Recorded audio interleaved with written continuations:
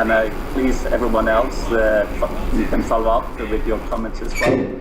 But Anne, what do you think that we need to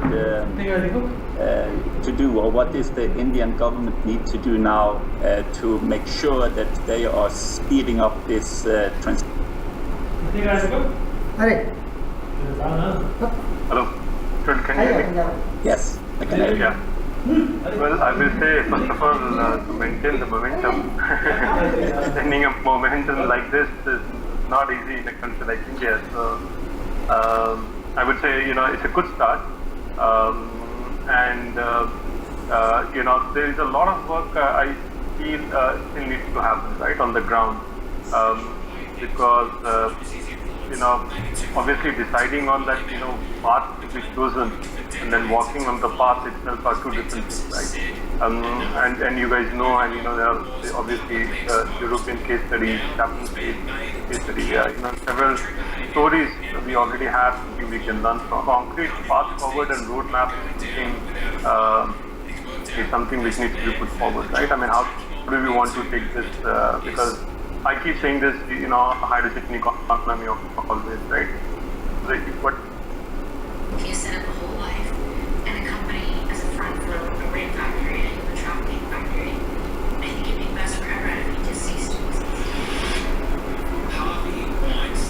Like that. Now they're connected.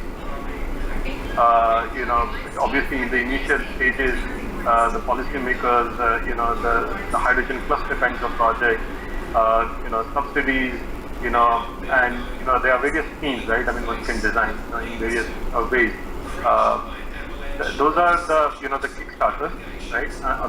Those are the important aspects which I think has to come from the policymakers first of all, and obviously the industries themselves can also reach out, like for example, the kind of aims we have set up ourselves, and our chairman, did mention that, he articulated the vision as a company.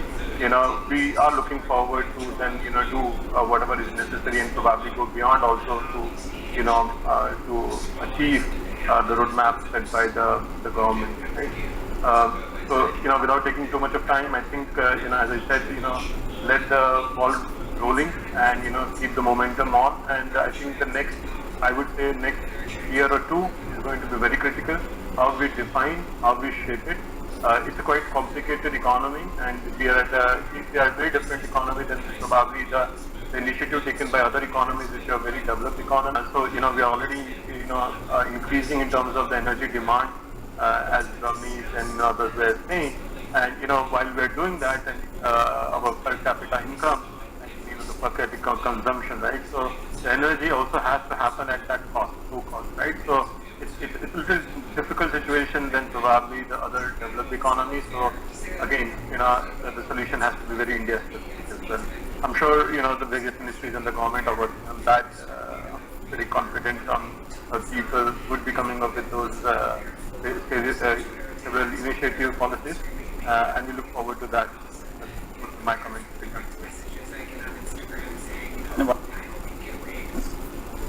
Surely, if I could come in here. Yes.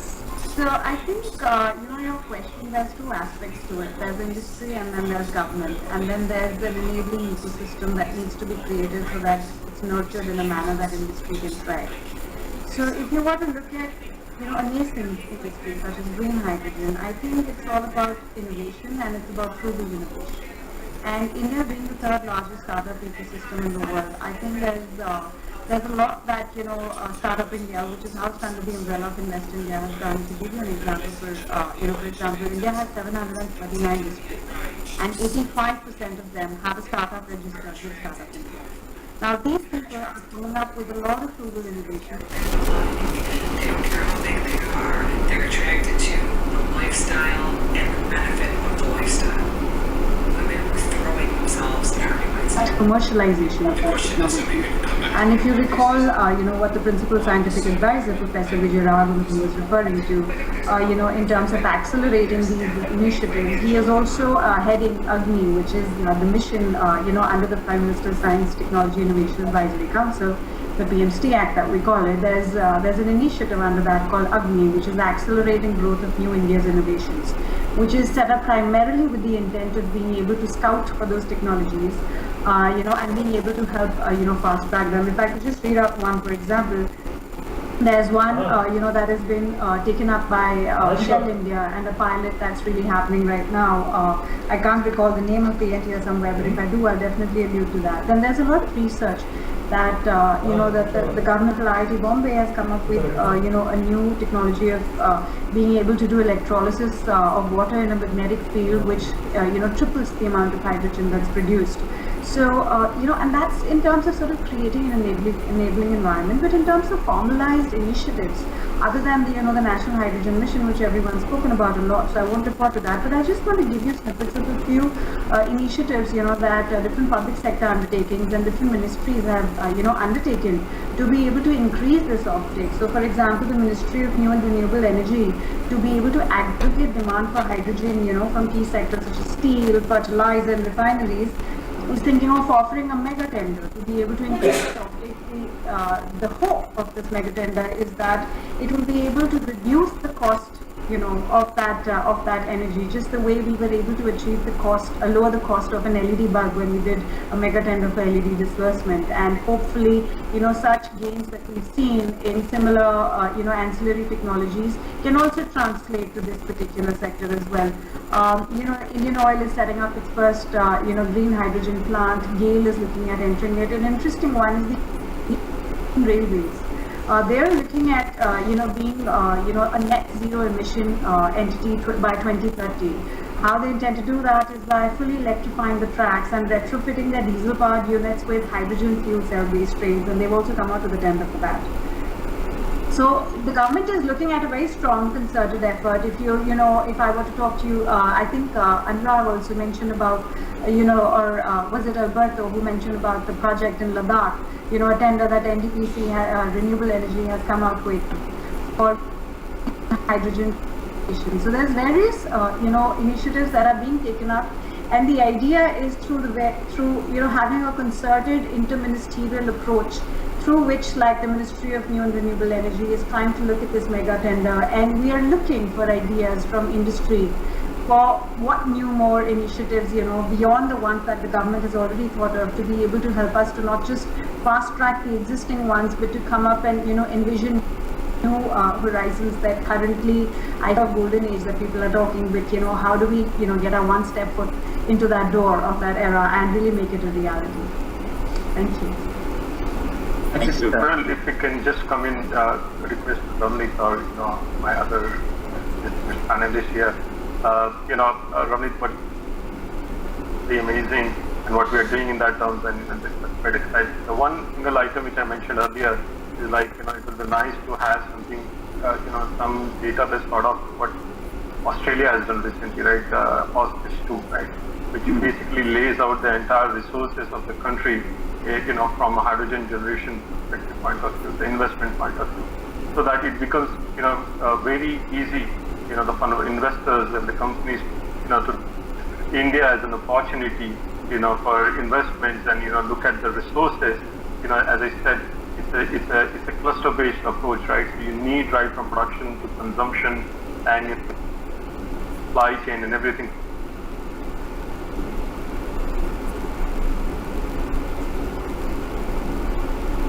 Clearly tells you the most, geographies, for this reason, that reason, etc. If we can sum this,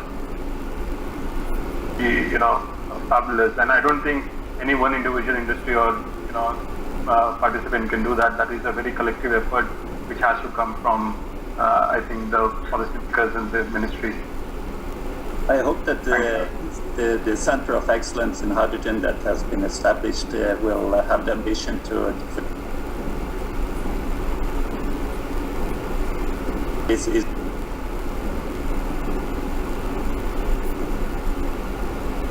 so let us work together on this as well, because this needs to be also moved up to the next level, to the international cooperation as well. I think that would be key to really make sure that we have the momentum going and we can build the capacity as well. But I see that some of the other ones here want to say something. Nada, I think that you want to have a few, and then later on we will just bring in everyone here. Please, Nada. I'll be brief. So the other element that India will do well in creating the right ecosystem is on financing.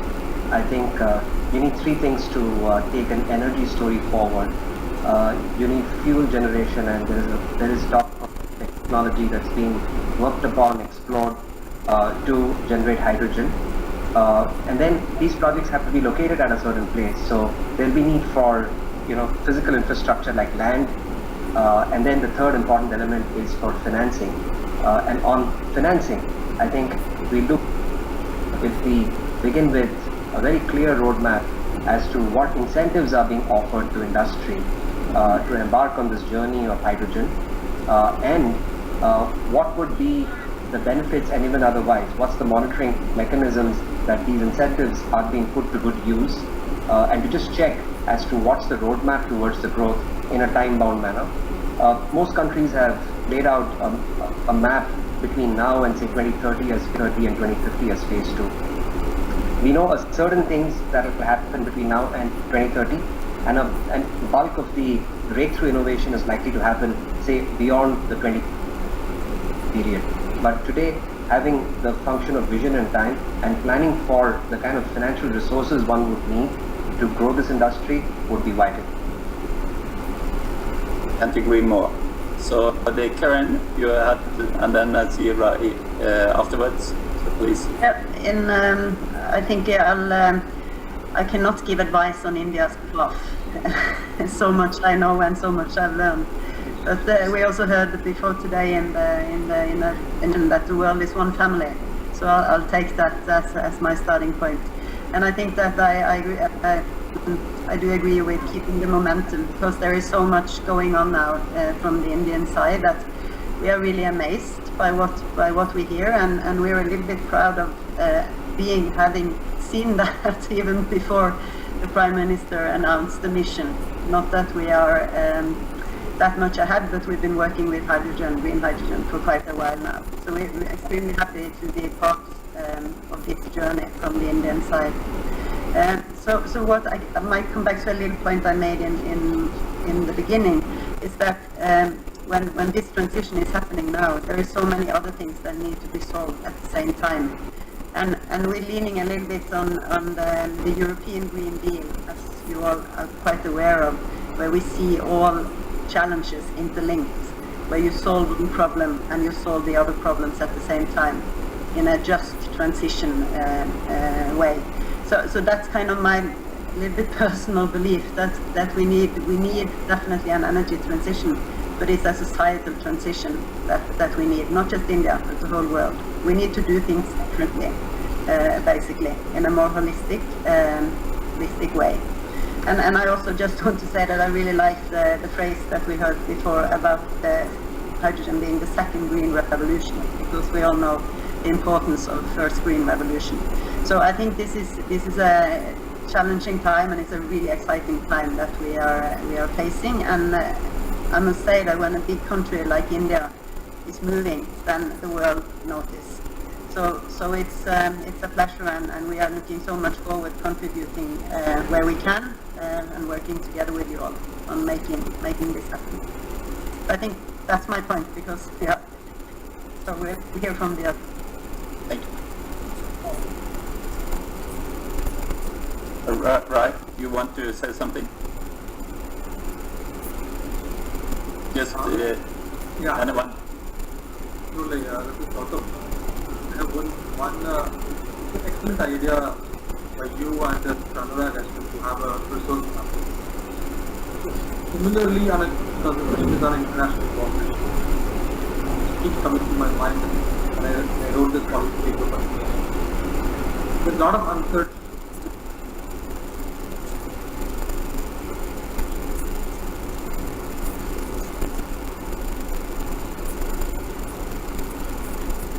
Certain products like refined products, petrochemicals, plastics, steel, copper. There's a lot of uncertainties around what kind of premium they would get just because they are green. And for example, in certain other products, there's this stuff of carbon taxes in Europe, a few other things. For some products, there's very clear understanding what's the premium you can get. So what kind of carbon abatement investment you can do. Green copper, green steel, green plastics. Because obviously using green hydrogen is going to be expensive. But what kind of premiums people are willing to pay for? There's a lot of this RE100, EV100, like these companies who commit to go 100% EV, electric vehicles, 100% renewable power to power their operation. And similarly, there is also like 100% steel, people who want to buy 100% green steel. I think there is some need for transparency or some understanding on what kind of green premiums are possible. If that happens, then investments will come quickly on this feedstock, which is green hydrogen and allied processes and products. This is something which keeps in my mind. Just want to share. Thank you. So I can kind of give you some news regarding the Norwegian government, which really tried very hard now to participate and give their contribution. Actually, they're doing a mapping now on the regulations on safety and policies and so forth to see what Norway can offer India.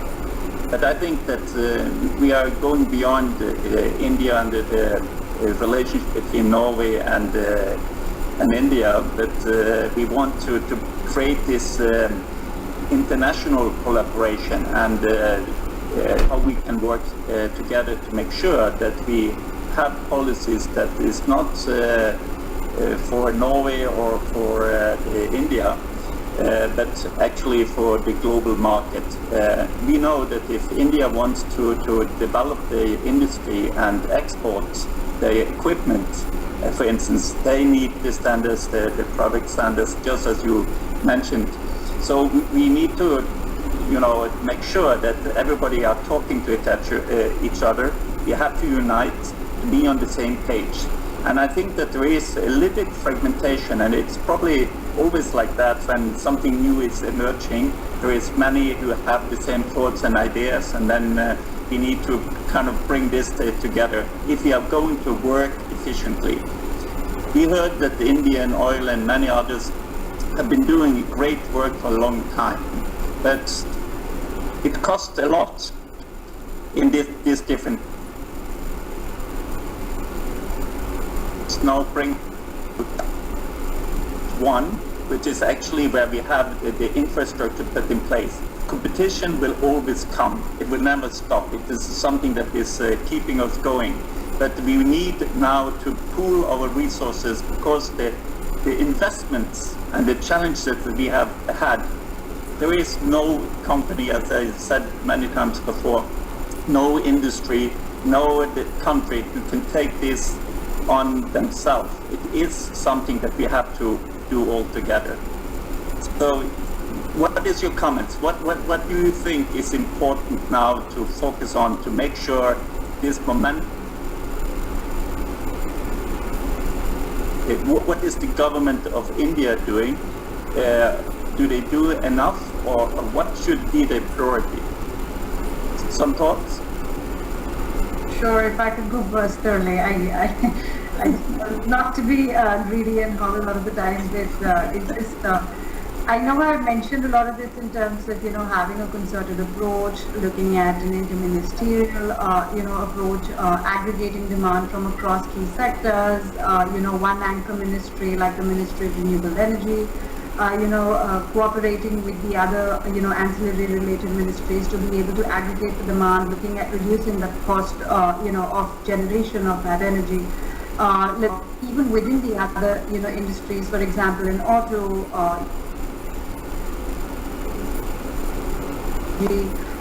coming up with standardized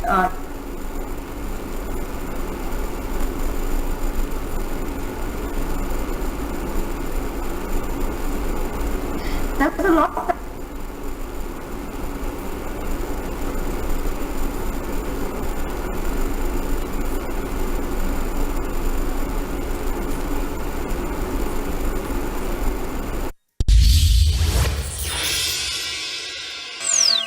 कुछ पैसे बोरो करने थे। Hello, loan चाहिए तो पैसाबाजार.com पर जाइए। पैसाबाजार.com, loan सही मिलेगा यहीं।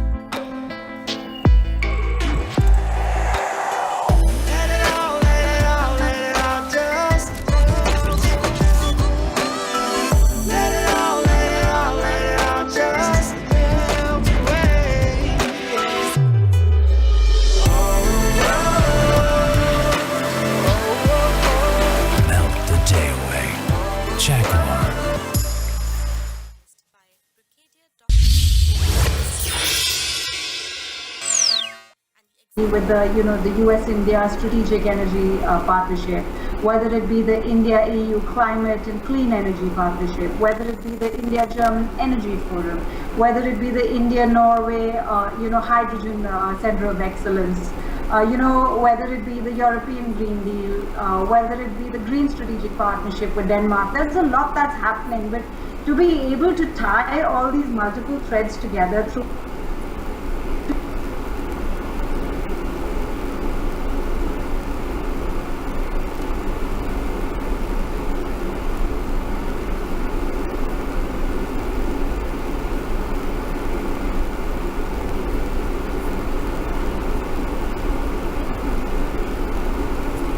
is trying to be the one that is the front runner in terms of bearing the flag of of green energy. So over to the others. Sorry about.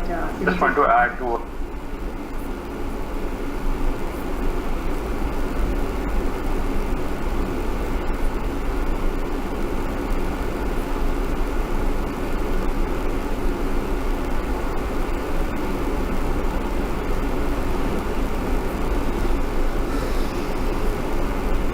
Have to allow that.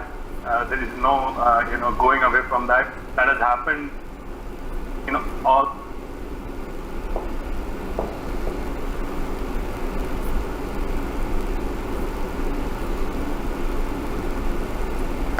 Actually started really talking about hydrogen just now, to be very frank. We might have flirted with this some time back, but I think what is heartening for me, at least having spent a decade in this area, is like I feel this time there's a change in there, pretty sure.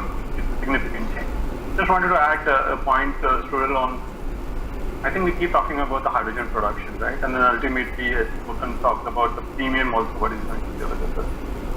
So, the production and then obviously the financial part. The missing link is the supply chain, right? And as we know in the industry, we say so much about, hydrogen production. And as our chairman mentioned about the 111, which I guess, would become something in our mind, hydrogen production at $1, hydrogen supply at $1, and then obviously we are looking at in the next decade or so. Because if we can't achieve this first one, right, within a decade, then we might miss the bus overall, right? I mean, we will get into this, let's say, frustration of not being able to do enough, to show the, results on the ground, right? And that's why that 111 is so important. The supply chain is something which government and I think, the agencies, different stakeholders has to look at, right? We might be able to handle hydrogen production, coming from probably the renewable electricity generation point of view, the electrolyzer point of view. There are various ways to look at the production.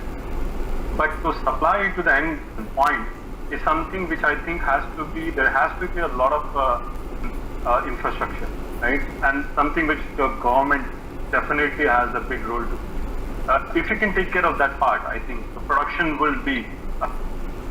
I have a feeling, having looked at this technology and so again, you have closely yourself looked at, production is not that far, right? I mean, the technology is there, it's just a matter of economy of scale.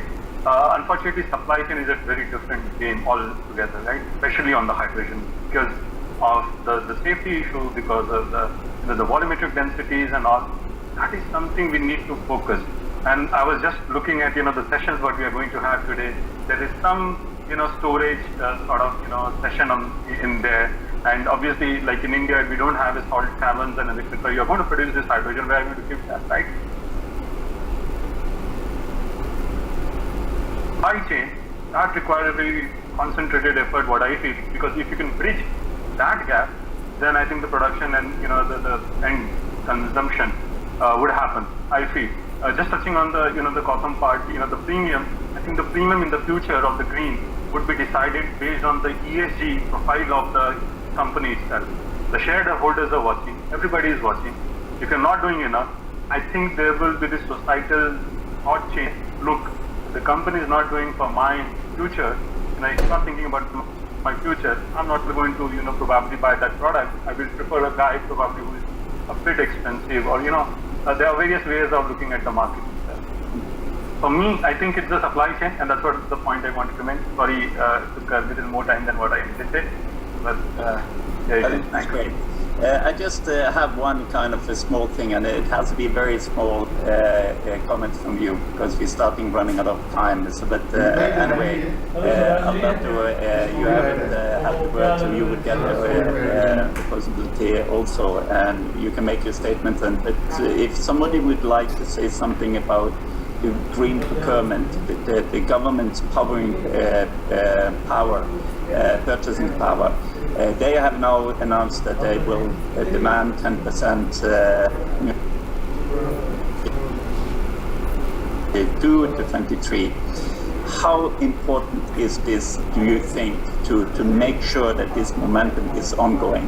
What kind of assurances from the investors' viewpoint will this have? What kind of impact? Please. Yeah, if I can just make a statement which is related, but is connected also to what has been said before. At the very beginning of her speech, Ms. Ramneet said something like Indians are actually consuming 1/3 per capita energy with respect to the average of the rest of the world, and this is going to increase.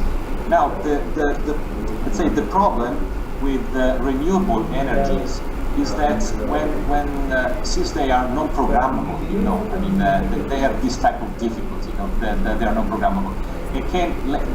If they are tackled in the wrong way, they can get you stuck in a situation and overinvestment, and then it's difficult to manage. So I would also suggest, in general terms, that the matter of reduction needs is considered. I mean, the matter of the circular economies, the purpose is exactly this one, not to always generate whatever you need, but start reusing some of these processing waste or whatever. So I think that this has to be done in parallel. Otherwise, you might have an ever-growing need for energy,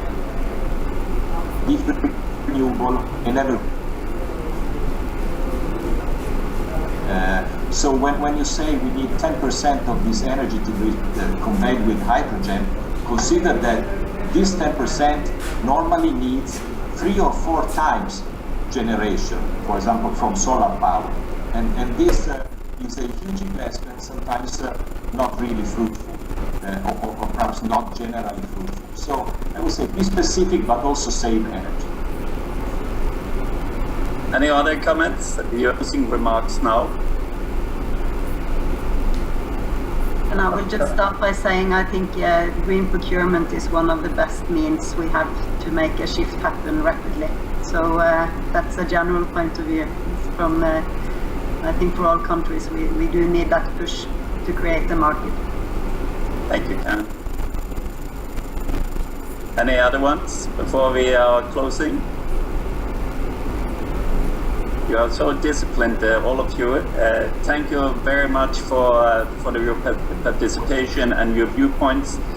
We really appreciate it. I think that we can say that the time is running out for them, but it is the next session that matters, and that is action. We will follow up on it. We will make sure that India is going to achieve the goals and objectives within the green hydrogen and the renewable energy decarbonization solutions that they are trying to achieve. And Greenstat and all the participants who are representing different companies and industry will work together on the same page. I thank you again, and I really appreciate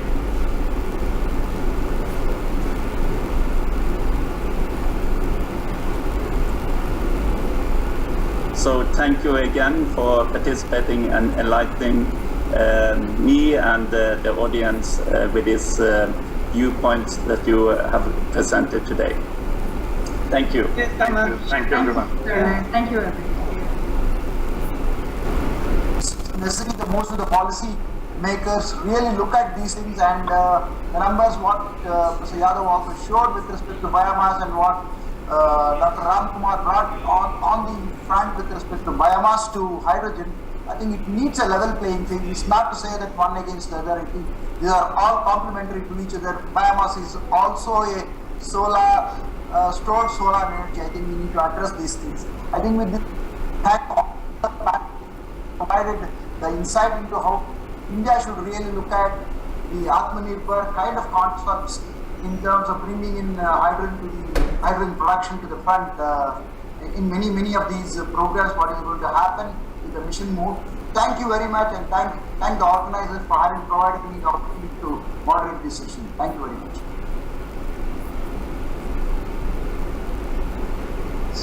Thank you, Professor. Thank you.